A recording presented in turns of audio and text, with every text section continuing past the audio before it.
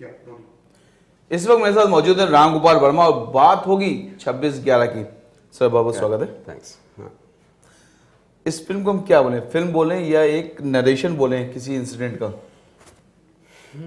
मैं समझता हूँ एक रिप्रेजेंटेशन है। एक ये होती है कि एक film most of the time it's like fiction, you know. Documentary एक इंफॉर्मेशन देती है और एक feature film it can get an emotional perspective. लेकिन फिल्म और इसमें ये एक फ़र्क है कि अगर फिल्म मेरे इमेजिनेशन के अंदर से मैंने एक स्टोरी बनाया, सीन बनाया, जो भी किया, एक स्ट्रक्चरिंग किया, और ये तो इसका कहानी सब जानते हैं, सब लोग जानते हैं कि क्या हुआ उस रात को। तो उनकी इमेजिनेशन को मैच करने के लिए मैं कोशिश कर रहा हूँ। ऐसा नहीं कि मैं बना रहा हूँ, ऐसा नहीं कि मैं कुछ सोच के कर रहा हूँ। No, I think there is a fundamental difference there. अगर एक एग्जांपल में बोला, अगर कसाब ने इतने सारे लोग को मारा है सीएससी स्टेशन में, लोगों ने मारते वक्त उसका एक्सप्रेशन कैसा था एक पॉइंट है, लेकिन एक आम आदमी को, खास करके एक ऑडियंस जो होता है, उनको अगर उन्होंने सोचा तो क्या एक्सप्रेशन से मारा, क्या उसका इमोशन क्या था, उसका जो फीलिंग क्या था, you know. I think constantly I was trying to match the imagination, इसलिए कि मैं भी वहाँ नहीं था। आपको पुलिस के इन्वेस्टिगेशन में, जो भी इंटरव्यूज में आपको जो मिलेगा कि क्या हुआ, कैसे हुआ, लेकिन ये नहीं मिलेगा कि वो इमोशनल एस्पेक्ट, वो किसी को नहीं पता, वो किसी को पता नहीं। तो वो तो इमेजिनेशन के अंदर से आएगा, लेकिन वो मेरा भी नहीं चाहिए, मेरा भी नहीं। और मुझे ये भी सोचना पड़ेगा आप क्या एक्सपेक्ट करेंगे उधर। एग्जैक्टली। अगर मैं 10 लोग से, मैं सीएससी स्टेशन में मैंने बात किया, तो 10 लोग 10 डिफरेंट वर्जन देंगे मुझे, क्योंकि वो अलग अलग जगह पे, अलग अलग टाइम पे, उनकी अलग अलग डिस्टेंस से देखे होंगे खसाब को। तो आपने मतलब ये बोले कि बहुत ज़बरदस्त रिसर्च किया, या रिसर्च करने के बाद आप दिमाग में जो आया आपने उसको प्रेजेंट करने की कोशिश करी। मेरा 3 सोर्सेस था। एक पुलिस का जो इन्वेस्टिगेशन का जो चार्जशीट थी, एक जजमेंट जो पूरा सोच के ये हुआ, जज ने जो मान लिया, एक है। दूसरा जो आई विटनेसेस थे, जो लोग मौजूद थे लियोपोल्ड क्लब में या सीएससी स्टेशन में, वो लोग उसको कैसे देखे। सी दैट इज़ नॉट कोई ऑल्ट्रेशन है, और जो भी हुआ है वही है। लाइक एग्जाम्पल मैं एक बात बोलता हूँ। एक लड़की थी उधर, एक छोटी बच्ची, and she became one of the principal witnesses in the case of Kasab, you know. उसने मुझे बताया कि जब वो कसाब को देखिए तो क्या कर रहा था वो, यू नो, और वाई शी अट्रैक्टेड अटेंशन। वो तो it doesn't come in the investigation aspect. Leopold club में एक विटनेस बोला कि उसने देखा कि दो कॉप्स है जो पत्थर फेंक रहे, इसलिए कि उनके पास गन नहीं, you know. These are the moments I wanted to capture in the film. मेरे ख्याल से आपके जो प्रोमो है उसमें वही बच्ची को आपने दिखाया भी है, वो कुछ बॉम्ब वगैरह कुछ निकाल रहे हो, बच्ची के एक्सप्रेशन आपने दिखाया। मेरे ख्याल से वही उसी इंसिडेंट की आप बात कर रहे हैं। करेक्ट। तो ये बताइए कि एक चीज़ आपसे पूछना चाहेंगे कि आपने इस फिल्म को बनाने का आइडिया ड्रॉप कर दिया था बहुत पहले, फिर आपने इसको रिवाइव किया। सी एक पॉइंट है कि उस वक्त मुझे आइडिया नहीं था कि फ़िल्म बनाने का, इसलिए कि हादसा के 2 दिन हुआ, पुलिस का इन्वेस्टिगेशन भी चालू नहीं हुआ, किसी को पता नहीं कौन किया क्या किया। मैं सिर्फ कुछ ब्रोकन ग्लासेस देखा है उधर। बियॉन्ड दैट मीडिया ने और बहुत कुछ बताया, मैं जितना मैं वहाँ देखा, because we only put in some restricted area, ठीक है। और उस वक्त ये था कि एलिगेशन, इसलिए कि रितेश एक्टर है, मैं डायरेक्टर हूँ, विलास राव जी ने मुझे फैसिलिटेट किया देखने को। मेरा सवाल ये है कि मैं रितेश को टेररिस्ट का रोल दे दूंगा या कॉप का रोल। It's all ridiculous. ठीक है, उस वक्त सेंसिटिव मैटर था, अलग था, जो भी लोग स्पेकुलेट किया तो वो ठीक है, नो। लेकिन उस वक्त फिल्म बनाने का इरादा हो ही नहीं सकता कि मुझे कुछ पता नहीं, किसी को कुछ पता नहीं उसके बारे में। Film cannot happen on incident, it can happen only on behind the scenes. हमको पता करने के बाद क्या हो रहा है, क्यों हुआ, किसने किया, ये सब हमको जानना चाहिए। एक बार इन्वेस्टिगेशन ख़त्म होने के बाद, पूरा 2 साल और 2.5 साल होने के बाद, जब मुझे पूरी जानकारी मिली, then I understood how to make a film out of this. और अब जब आप फिल्म देखेंगे तो मैं उधर देखा क्या देख सकता था, वो कुछ नहीं हुआ इसमें। So that itself will answer the question. तो मतलब आपके दिमाग में कभी फिल्म बनाने का था ही नहीं जब अटैक हुआ था? मैं प्रूफ भी दे रहा हूँ, 2 दिन के बाद जब कोई कुछ नहीं जानता उसमें मैं क्या देख सकता था, वही तो मैं पूछ रहा हूँ। उस वक्त में ये पूछा कि मैं ताज में क्या देख सकता था। आप बोलो, मैं नहीं बोल रहा। I am seeing terrorist hiding under the bed? I am seeing what? I am seeing broken glasses, that's all. मतलब आपने वो देखा जो तबाही वहाँ पे हुई थी? तबाही नहीं, तबाही के बाद ना, इसी 3 ऑपरेशन ख़त्म हो गया, सब निकाल दिए, उसके बाद 3 दिन के बाद मैंने 40 पर्सन्स का ग्रुप में था मैं, 40 लोग। वो 40 लोग कौन है किसी कोई भी नहीं पूछा, इसलिए कि वो किसी हाइड करने का बात ही नहीं उसमें, सिर्फ वो sensitive matter, everybody was very tense, उसके लिए वो बात हो गया। और चूँकि राम गोपाल वर्मा को सब जानते हैं, इसलिए राम गोपाल वर्मा का नाम उछाल दिया गया, राइट?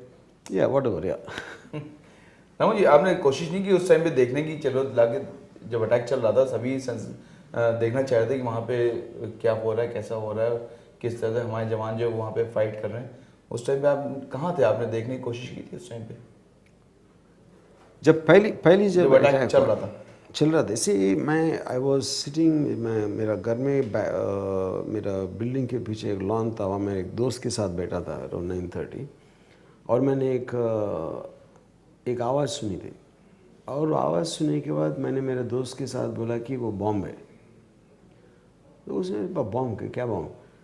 मैं ऐसे एक आवाज़ मैंने डेंजल वॉशिंगटन फिल्म सीज में सुना था, पिक्चर में वैसी आवाज़ आई थी। तो मैंने सोचा, मैंने बोला ये बॉम्ब है, तो it can't be a bomb, what do you mean bomb?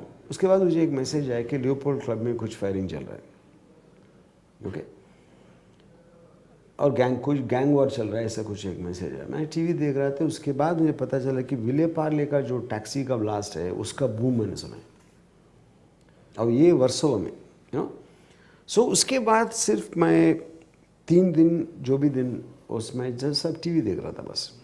तो आप इतना करीबी से जानते हैं बम और गोलियों को कि उनकी आवाज़ आप पहचान लेते हैं? नहीं, मैं बोला सीज फिल्म जो है डेंजल वॉशिंगटन का, one of my all time favourite films है। मैं 10-15 बार देखा था वो फिल्म, तो वो particular echo of A bomb मेरे माइंड में रह गया, वही आवाज़ आई थी, वो विले पार्ले टैक्सी ब्लास्ट का। कमाल है। या अच्छा, ये बताएं कि जो इसमें आपने स्टारकास्ट जो ली, तो उनको कास्ट करना आसान था? क्योंकि हर आदमी जाहिर जानना चाहता है और बचना चाहता है कि कसाब जैसे टेररिस्ट के रोल को करना, क्योंकि वो पूरा जो देश है वो पूरा नफरत की निगाह से देखता है टेररिस्ट को। सी मेरे नज़र में कोई भी एक्टर है, you will want to do, see अगर इट्स नॉट अ बड़े कॉम्प्लेक्स रोल करने को किसी को भी एक इच्छा रहेगा, इसलिए कि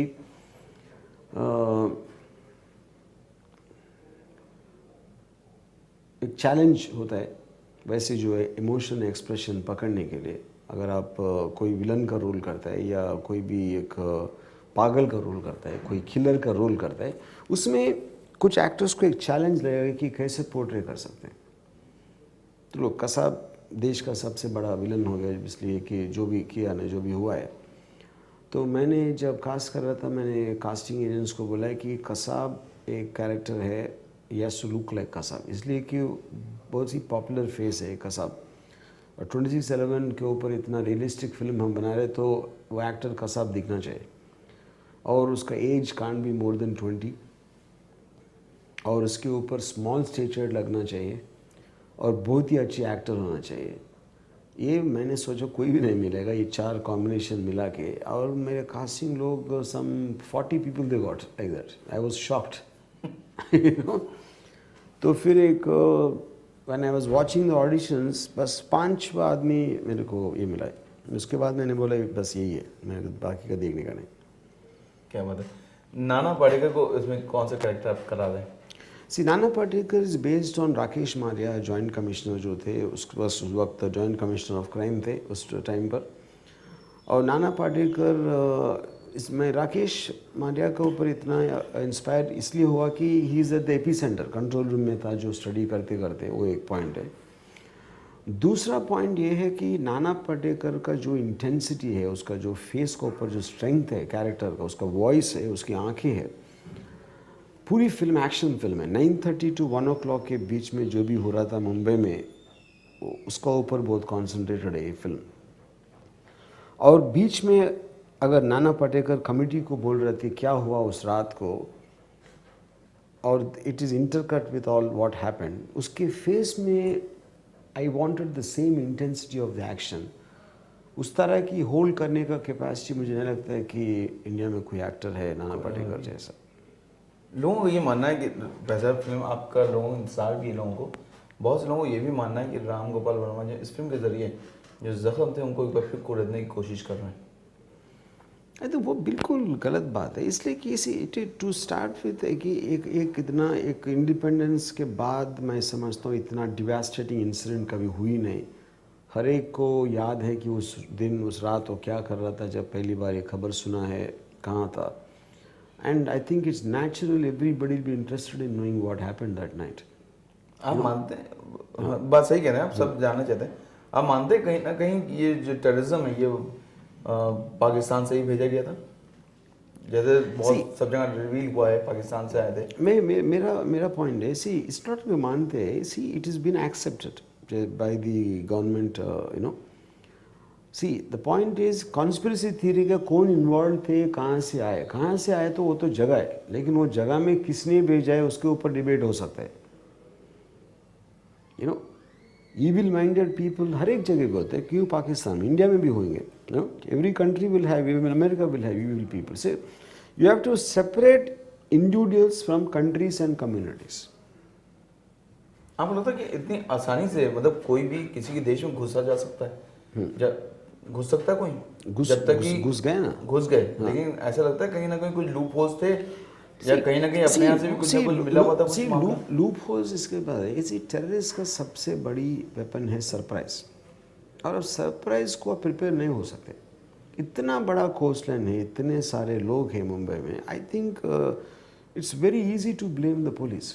how can it happen, how can it, I mean हम ऐसे एक जो कंट्री का जो भी इंफ्रास्ट्रक्चर है उसकी जो whatever various other sources, to blame the government and the police I think is a fashion for the common man.